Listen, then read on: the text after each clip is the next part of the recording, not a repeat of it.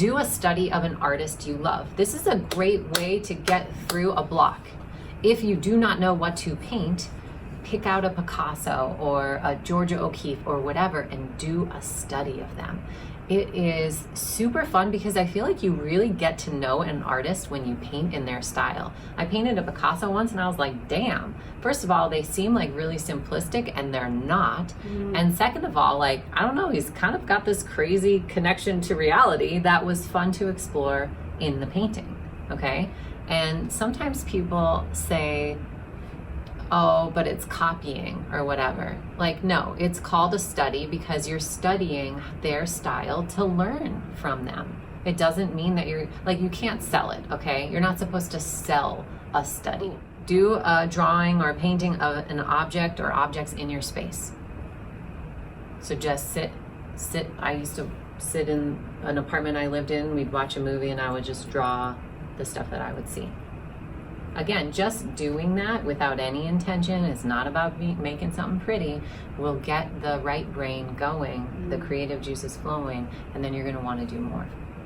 In fact, just get in the habit of doing more sketching, right? Maybe part of it is not having that art making time, only that 2 hours of sacred time that's really, really serious. Maybe it's about having it fit in here and here and here and here.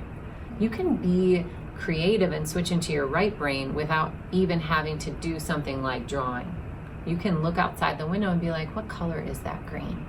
If I was going to paint that, what would I paint first? And even just that is going to switch you into the other realm of thinking and help you want to be more creative later on. Use how you feel as inspiration. So however you feel in that moment, paint from that place or draw from that place. It could just be a quick starter, like take 5 minutes and be like, how do I feel right now? And represent that. Or you could really go into depth and be like, I'm gonna do a whole painting on the depths of how I feel in this moment. I do little stick figure drawings all the time in my journal. How do I feel right now?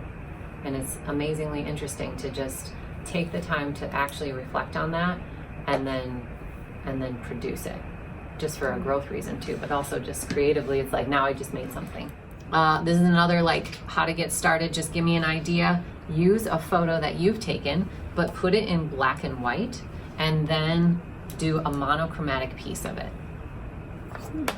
Putting it in black and white helps simplify it so that you're not overwhelmed by it. It helps you focus on just the values, which can be really nice to just, you know, yeah. All of this is sort of helping you just focus. Narrow your focus of like, just do this. Maybe don't pick a person, you know, unless you're already like pretty experienced at portraits. Maybe don't try to draw your best friend when you're just trying to like get your juices going. Exactly. And monochromatic just means using only one color. So if you were going to paint, you would paint with purple and then you add white and black to it to make it all the different colors. Or if you were doing drawing, you know, it's just like using pencil and shading, okay? Keeping it simple. So those are just some of the ideas for what to do when you don't know what to do. And they will lead you to what's next.